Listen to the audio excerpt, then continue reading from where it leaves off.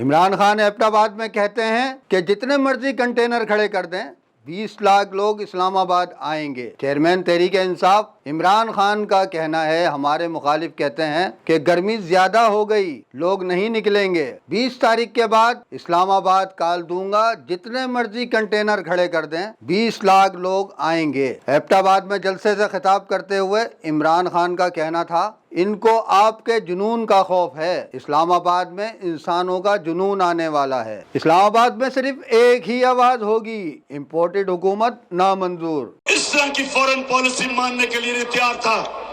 मैं कभी अमेरिकनों को पाकिस्तान में बेसिस देने के लिए तैयार नहीं था। मैं कभी अमेरिका की जंग में शामिल होने के लिए तैयार नहीं था।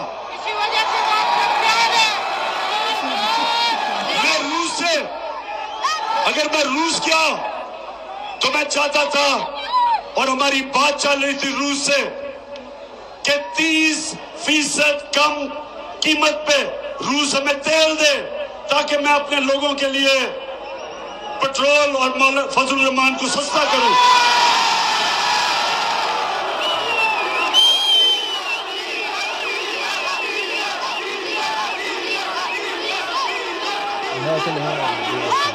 और उसके अलावा 20 लाख टन गंदम जो हमने खरीदी है रूस से, हमें 30% कम कीमत पे मिल रही थी।